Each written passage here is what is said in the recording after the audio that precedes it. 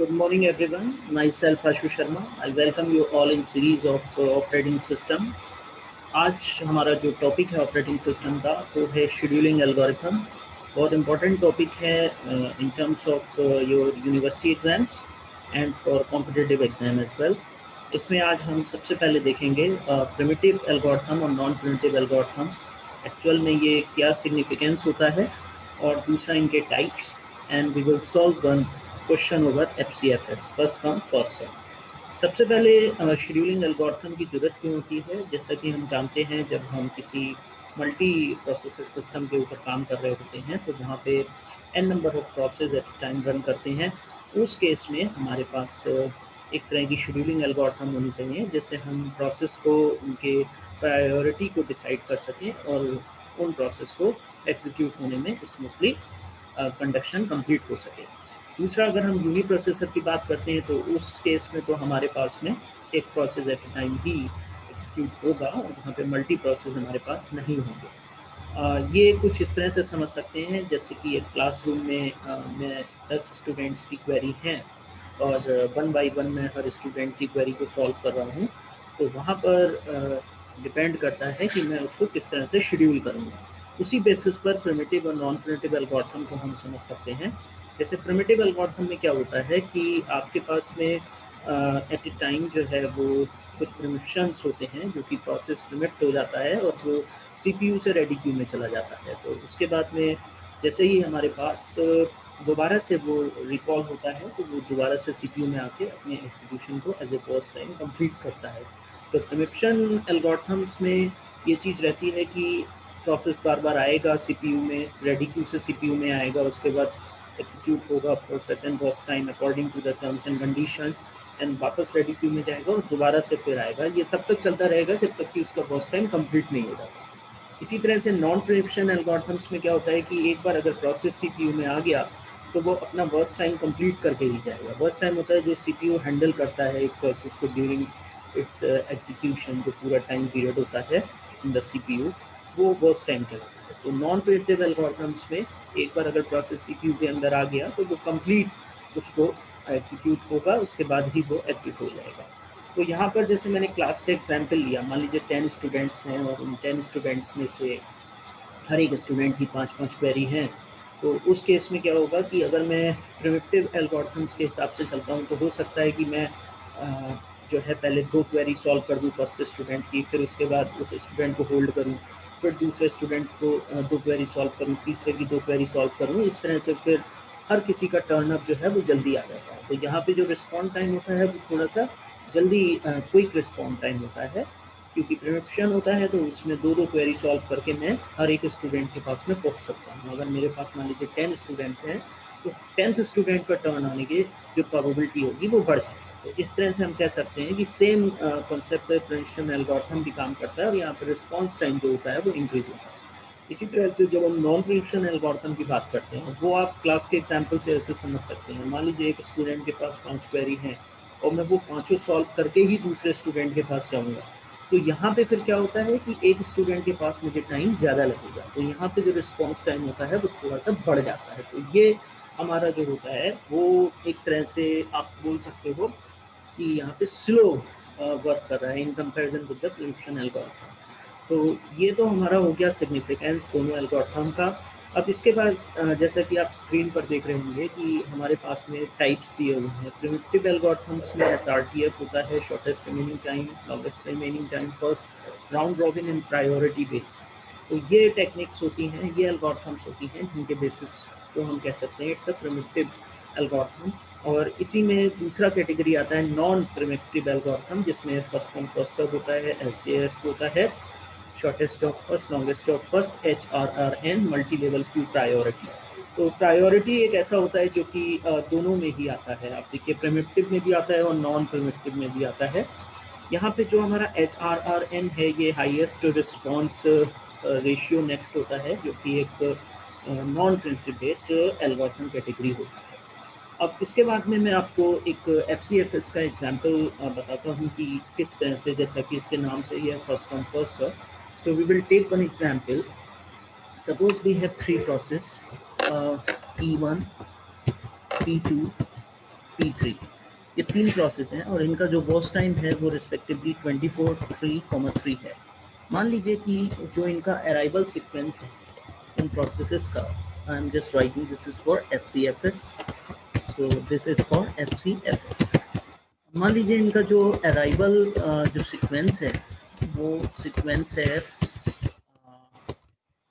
P1, P2, P3, इस तरीके से ये प्रोसेस आ रहे हैं।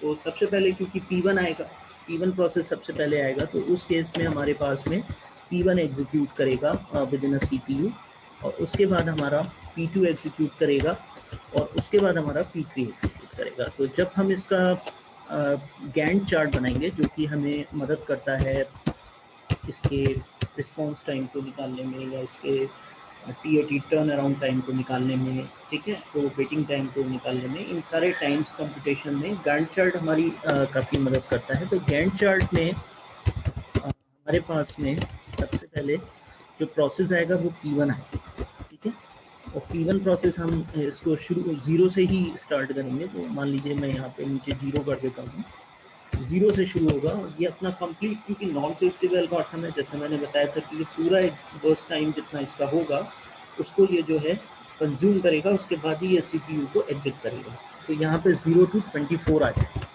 ठीक है। इसी तरह से फिर नेक्स्ट हमारा P2 आएगा। तो P2 आएगा तो P2 हमारा कहाँ से शुरू होगा, क्योंकि सीक्वेंस हमारा जो अराइवल सीक्वेंस है वो P1, P2, P3 दिया हुआ है।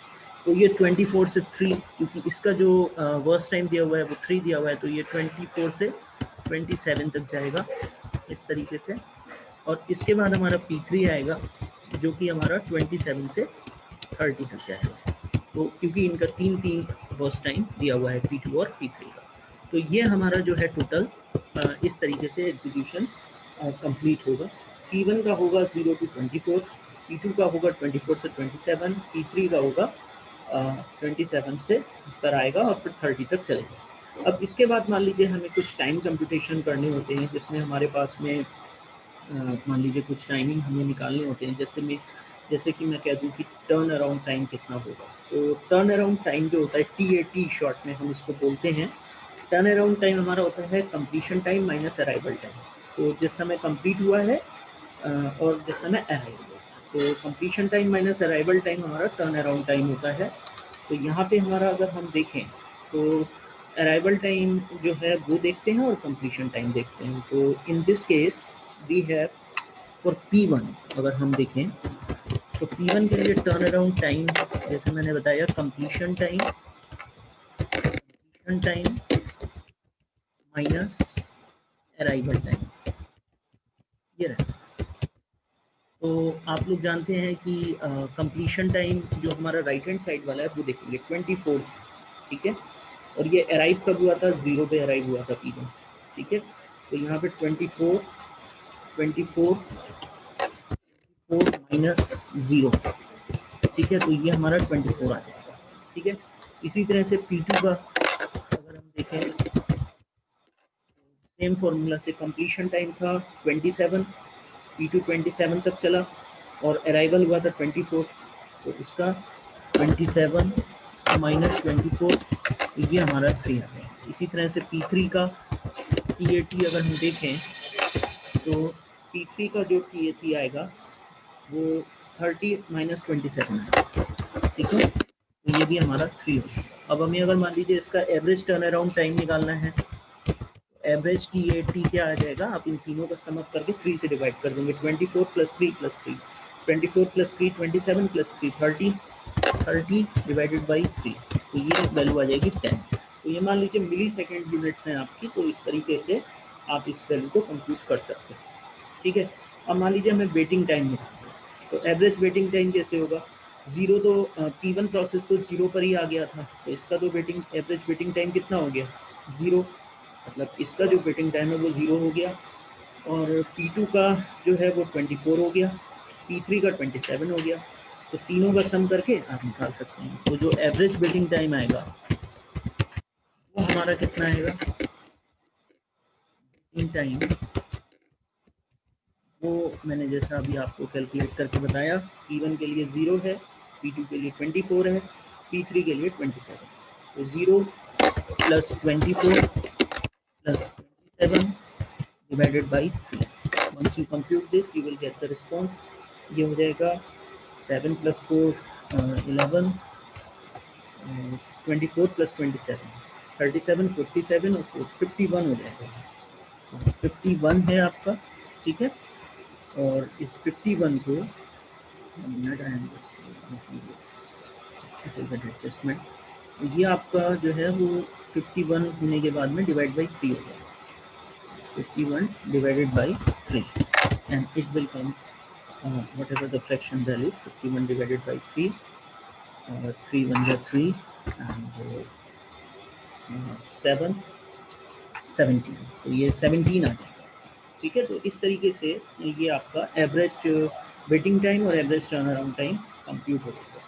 यहीं पर अगर हम इन प्रोसेस के सीक्वेंस को मान लीजिए चेंज कर देते हैं, अब मैं इसको मान लीजिए कर देता हूँ P2 P3 और P1, तो क्या चेंजेस आएंगे वो देख लेते हैं.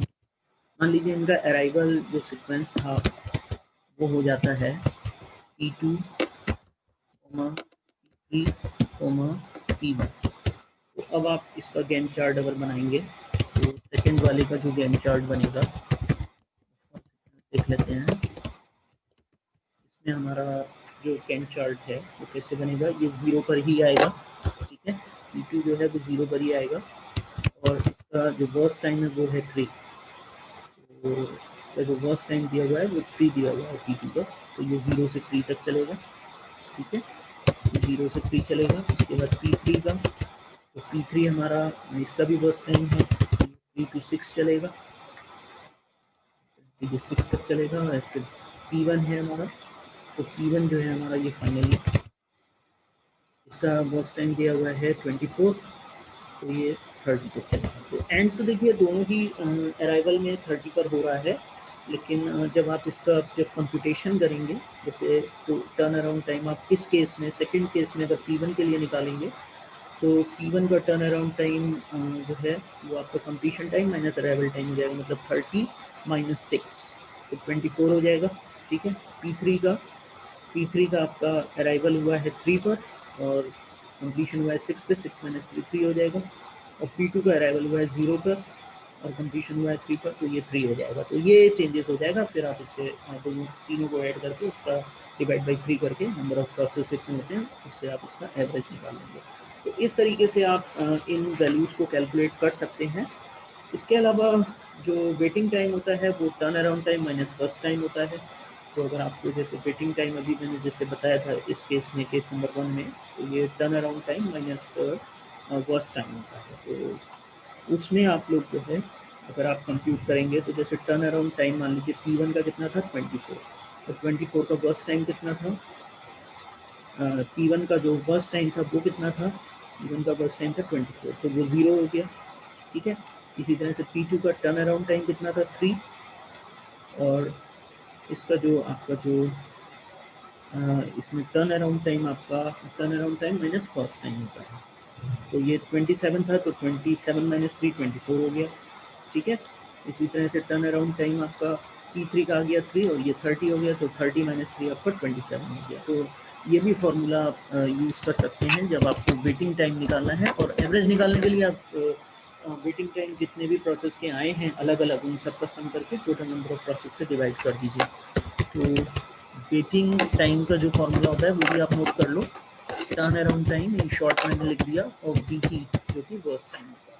तो ये 3 फॉर्मूले हैं जो इन जनरल आप जितनी भी एल्गोरिथम्स इसमें डिस्कस करोगे you will find these formulas to solve these questions.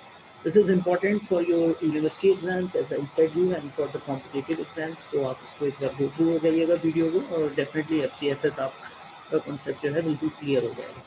Thank you very much and if you like these videos please subscribe my channel and press the bell icon so you may get the notification of the latest uploaded video.